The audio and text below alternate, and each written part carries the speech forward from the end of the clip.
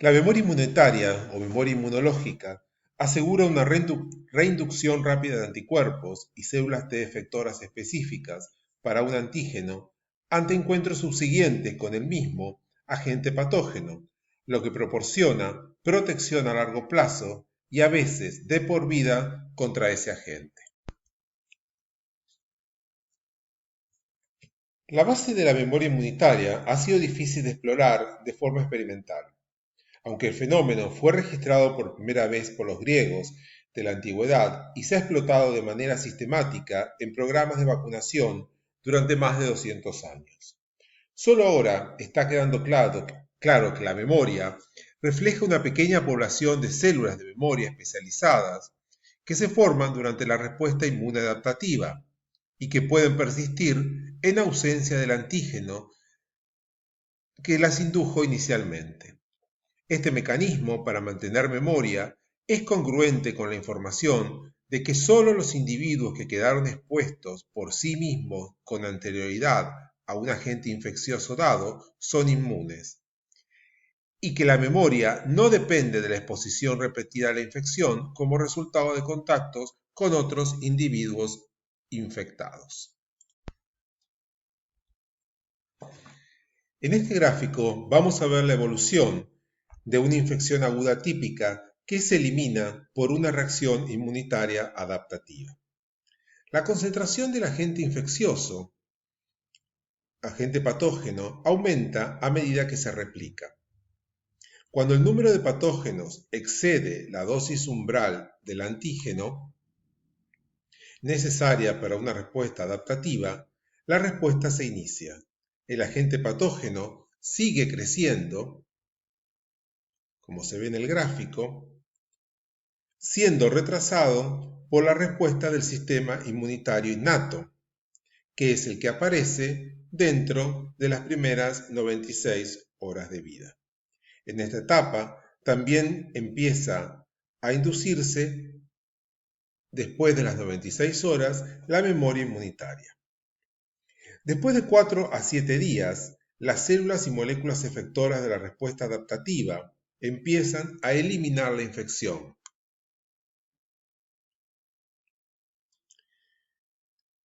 Cuando la infección se elimina y la dosis de antígeno cae por debajo del umbral de respuesta, ésta cesa, pero los anticuerpos, las células efectoras residuales y la memoria inmunitaria, en la mayoría de los casos, proporciona protección duradera contra la infección.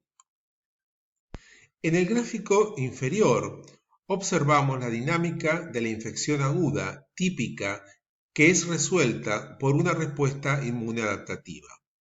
Hay diferentes fases, las fases de reconocimiento del antígeno, la fase de activación, donde se activan los linfocitos preestablecidos, como los linfocitos B y los linfocitos T, la fase efectora, que es la respuesta inmune adaptativa, dando una respuesta inmune humoral y una respuesta celular, la fase de declinamiento, o sea, cuando la respuesta inmune es lo suficientemente activa como para eliminar o detener la multiplicación del agente, quedando luego en la fase de memoria las células de memoria necesarias para cuando ese antígeno penetre al organismo por segunda vez.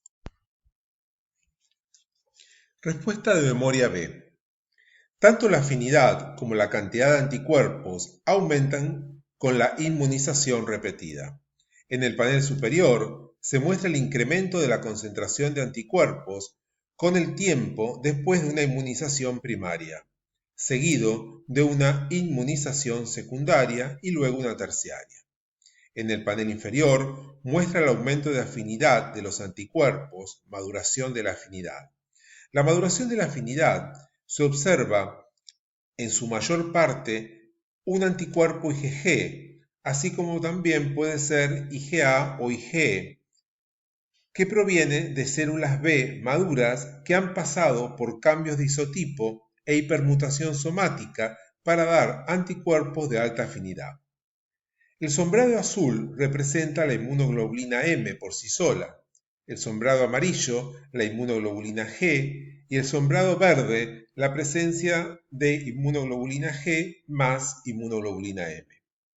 Aun cuando ocurre cierta maduración de afinidad en la respuesta de anticuerpos primaria, la mayor parte surge en las respuestas más tardías a inyecciones de antígeno repetidas.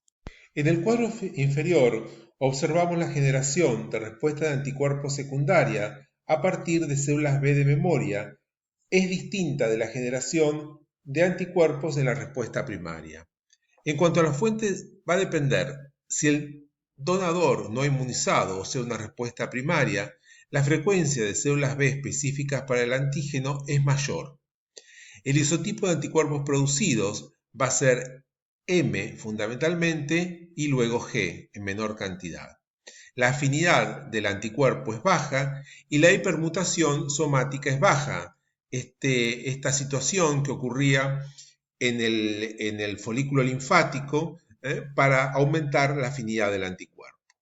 En el caso del donador inmunizado o respuesta secundaria o terciaria, la frecuencia de células B específicas para antígenos es más limitada. Los isotipos de anticuerpos producidos son IgG, también puede ser IgA o IgE incluso. La afinidad de anticuerpos es alta, producto de una mayor hipermutación somática que también se incrementa en las inmunizaciones repetidas. En esta figura observamos el mecanismo de maduración de afinidad en una respuesta de anticuerpos.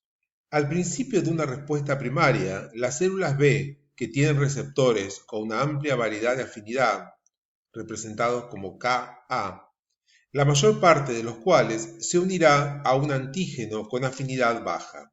Captan antígeno, lo presentan a células T auxiliares y quedan activadas para producir anticuerpos de afinidad variable y considerada como baja. Panel superior de la figura.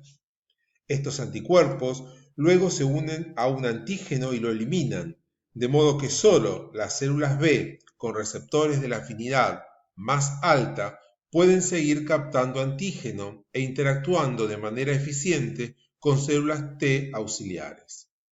Por ende, estas células B se seleccionarán para pasar por expansión y diferenciación clonal adicionales y los anticuerpos que se producen dominarán una respuesta secundaria, panel central.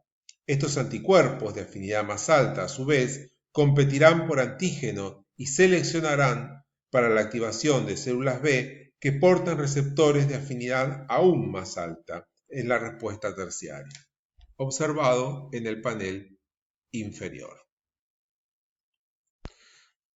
Así vemos que las inmunizaciones repetidas permiten el aumento de la afinidad de los anticuerpos. En esta slide vamos a ver las células T indiferenciadas y las células T de memoria tienen diferentes requerimientos para supervivencia. Para sobrevivir en la periferia, las células T indiferenciadas requieren estimulación periódica por las citoquinas interleuquina 7 e interleuquina 15 y por antígenos propios presentados por moléculas del complejo mayor de histocompatibilidad. En el momento de la preparación, con su antígeno específico, una célula T indiferenciada se divide y se diferencia. La mayor parte de la progenie se diferencia hacia células efectoras de vida relativamente breve, pero algunas se convierten en células T de memoria de vida prolongada, que necesitan ser sostenidas por citoquinas, pero que no requieren contacto con complejos de péptido propio, como es el complejo mayor de histocompatibilidad propio, solo para sobrevivir.